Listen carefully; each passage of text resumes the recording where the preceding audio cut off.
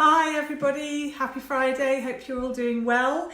I am going live today about accountability, and first of all I wanted to say thank you so much for all of your support with the book promotion last week. We got it up to #1 on Amazon, yay! So thank you so much for all the reviews that you wrote, the messages that you posted, sharing everything across LinkedIn, Facebook, Instagram, Twitter. It was really amazing to get your support, and amazing, actually quite surreal to see this book up in the company of Simon Sinek and Elon Musk and others, and then actually finally on Friday afternoon or Friday evening we got it up to #1. So thank you so much for all your help, and if you don't already have a copy, you can obviously get it on Amazon, but you can get it for a special price of £10 on our website if you haven't already got a copy.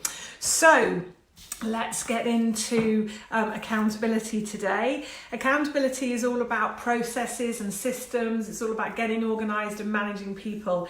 And it's actually an area that a lot of people find challenging. It's obviously a huge topic. So today I'm going to do 3 things.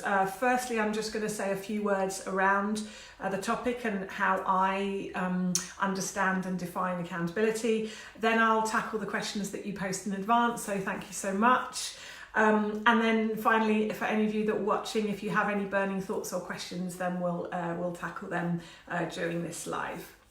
So hopefully that sounds good. Hi Sophia, thank you for joining. Right, so I'm going to get straight into it. So accountability is one of the pillars of the real model that we use with our clients. If you think of resilience as the heart of your business, and then energy is like the lifeblood running all around your business, accountability is really the skeleton, the structure that holds the business together, and leadership is really the force that drives it. So that's the real model in 30 seconds or less. And most people think of accountability actually as taking ownership, and I hear from a lot of business owners and entrepreneurs that I speak to that they really wish that their people would take more ownership and take a step up and share the load. So accountability is really that ownership, as well as those systems and processes, and I think that's why a lot of people find it particularly challenging. So what stops people taking that ownership often, I find, is if your organisation is confusing, if people aren't really clear about who's doing what, if there are overlapping roles and responsibilities, tasks within your business. That lack of clarity leads to people often sort of taking a step back and saying, well, I'm not going to take ownership because I'm not really clear about who's doing what. The other thing that stops people taking that is being out of their flow. You'll hear a lot more about that over the coming weeks, but if you're not really in your flow, in your zone, doing the things where you add the most value, that will also stop you feeling like you can take ownership. The really important thing about accountability is you can't give it. It can only be taken. So we've got a question about that coming up, but I'll just invite you to think about that a little bit. Accountability is something I can say I will take on the accountability for that, but you can't give it to me. You can't give it to anybody else. So it's about how can you get your people and yourself to take accountability for what they're doing. So I'm going to get on to your questions now, and thank you so much for posting those.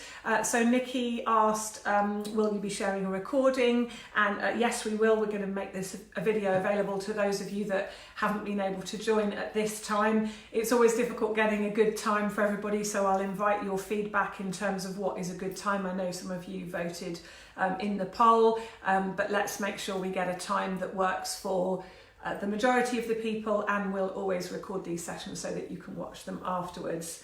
So Graham, great question. How do you make people accountable and kick set-in habits? So the first part first, as I've already said, you actually can't make people accountable. So this word accountability always gets muddled up between responsibility and accountability. So you can give somebody the responsibility for doing something, but you ultimately, if you do that, you retain the accountability, which basically means if the shit hits the fan, people are going to look at you. The only way that accountability is transferred is if the other person says, I take on the ownership of this task, of seeing this through. So it's really, I think of it as like a relay race, a baton. Have you actually handed over the baton, or have you just asked or told somebody to do something? There's a big difference. I always say management is not about telling people, it's actually more about asking people. So, for example, if you're designing somebody's job description, a really good way of doing it, rather than going, here's your job description, is to have a conversation with somebody and say, why don't you, based on our conversation, why don't you write down what you think your key responsibilities are, and then let's discuss it. So you're asking the other person to define and therefore commit what they are going to do. And that's a much more powerful way than saying, here, I'm going to tell you what to do. So asking people what to do is a much more powerful way of managing people than tell them.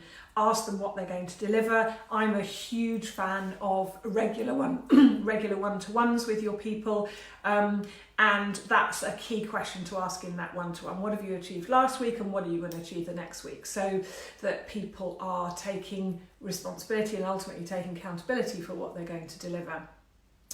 I think being really clear as well. When we delegate, in the book I do a whole thing about that, and I think that we've actually shared in the community I think it's 7 steps of delegation, so it's 7 different ways of delegating. So there's a big difference between will you do this exactly like this in this way? That's kind of what I would call delegation light, and at the other end of the scale there's the full-on delegation, which is I want you to get here to this outcome, you figure it out, and I'm here if you need me or if you need any support.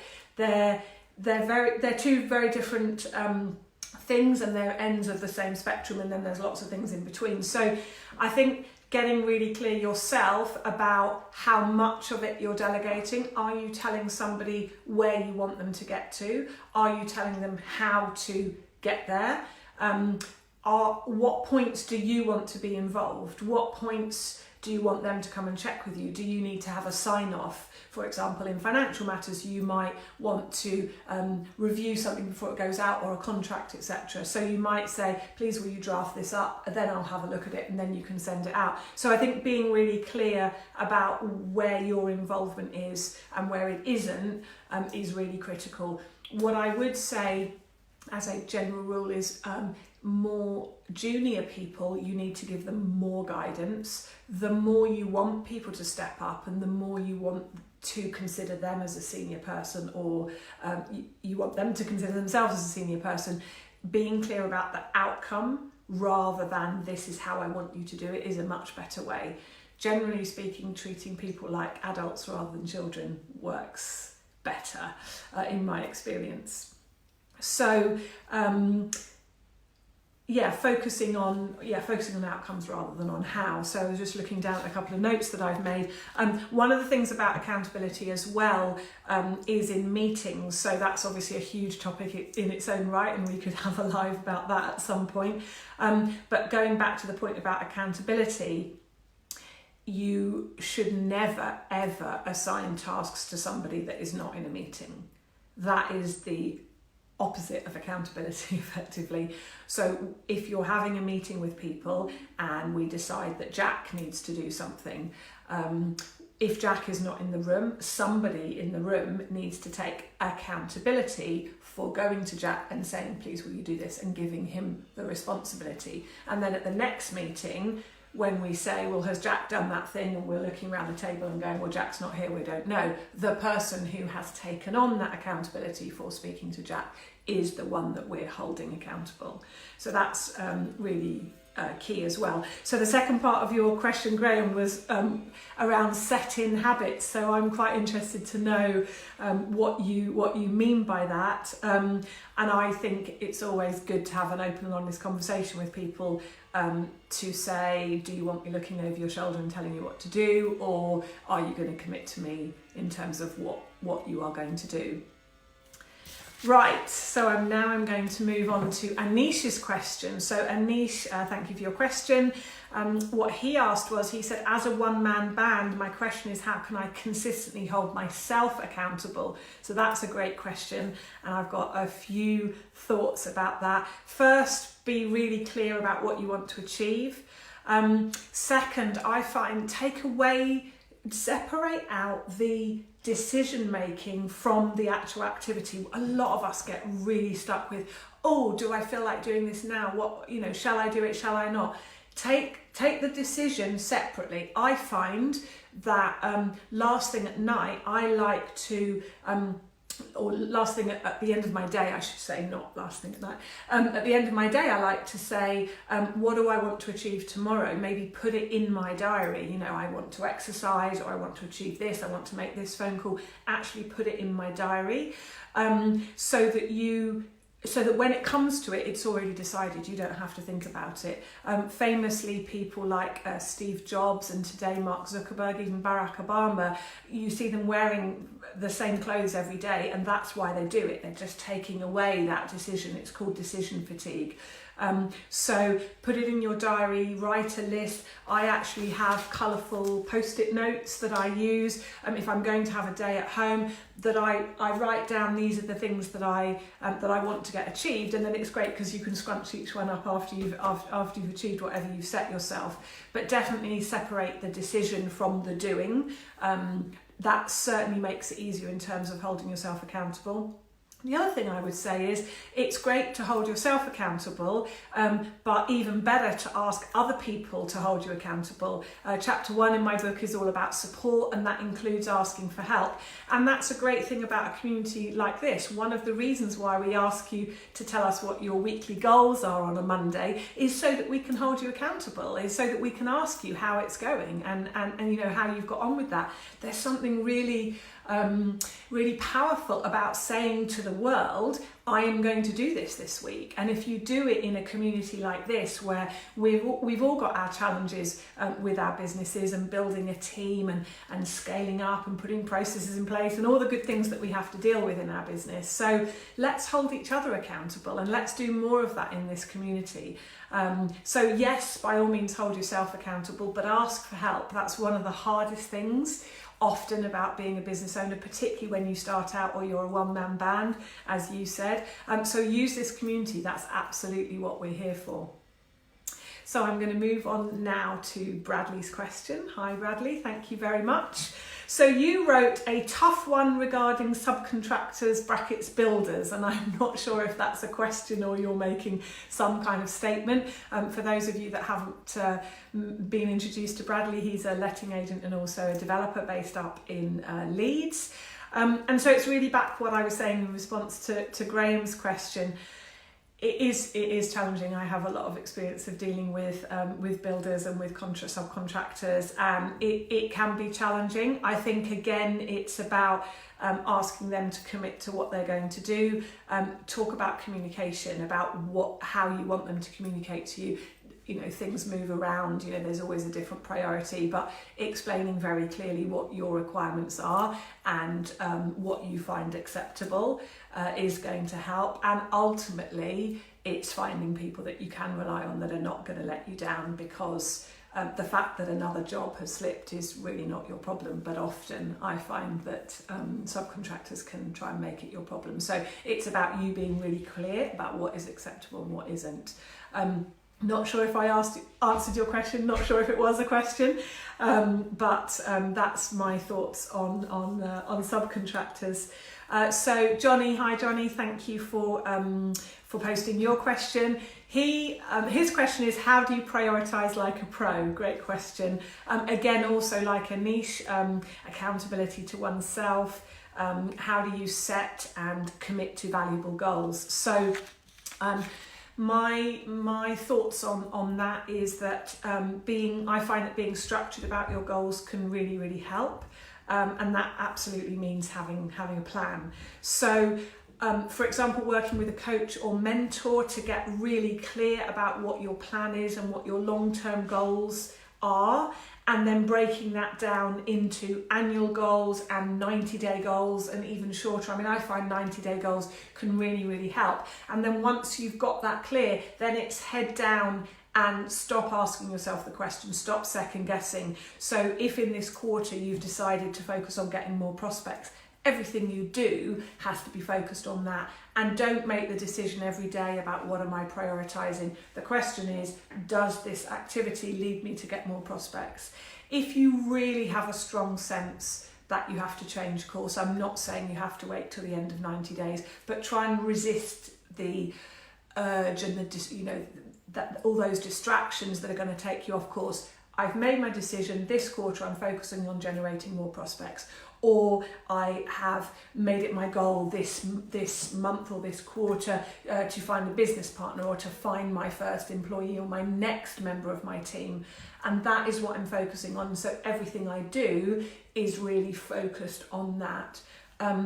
I think what I said to Anish as well about separating the decision making from the doing, I find it really helps a lot of people, especially with things that they're putting off that they know they should do. I spoke to a lady last week and she said that she really finds making telephone calls really difficult. So she puts it in her diary, and I asked her, have you thought about what time of day you're going to have the right energy to make calls if you find that difficult? So I think being aware of your own energy and your own profile and how you're wired, and planning things out in advance so that you've made the decision, can be really, really helpful. I've noticed a few other people have joined. Hi guys, good to have you here. Please feel free to ping up your questions if there's anything else that is burning in your mind around accountability, getting organised and managing people. So what else have we got here then? Just finishing off on Johnny's question then, I think being aware of what your day looks like and when is a good time to make decisions, it is something to think about, so that you're not asking yourself all the way through, am I doing the right thing? Questioning, second guessing. We all have that voice in our head from time to time that is not particularly helpful and leads us to second guess ourselves. So that's why I would definitely advise separating out the decision making from the actual doing, so that when I do it last thing at the end of my working day, because then I wake up in the morning when I'm freshest, and you might be the other way around, but I'm freshest in the morning, and I'm like, right, I've got my post-it notes, I've got my calendar, I know what I'm doing, I know what calls I'm doing, I know what I've said to myself I'm going to do, and then I can just power on through. If you're out and about with customers, I think also using your calendar, I've said that I'm going to have a break between this call and this call, or between this meeting and this meeting, I'm going to get these things done, or I'm going to give myself a little bit of a break and walk around in the sunshine in the park. But it's about being intentional about it in advance, and then just not asking yourself the question. That is exhausting, constantly reprioritizing and constantly asking yourself the question. So a good way to hold yourself accountable is to make decisions up front. And what I said to Anish is use this group or other groups, tell people, you might be one for social media, post it on Facebook, today I'm going to do this, or this week I'm going to do this, or tell your friends, tell this group that's exactly what we're here for. Let us hold you accountable. It's amazing once you've put it out there in the world, and then you're like, oh, I've told people I better do it now. So they are my thoughts on accountability. It's a huge topic, and I'm sure we'll be returning to areas of accountability in future sessions. Please put your comments below. Tell me what you found helpful. Tell me what you would have wished that I had spoken about, or anything else that is not clear. And please post in the community on Monday. Please tell us what your goals are for next week, and let us hold you accountable. So I hope that you enjoy the rest of your day, and I really hope that you have a lovely weekend. Take care, bye.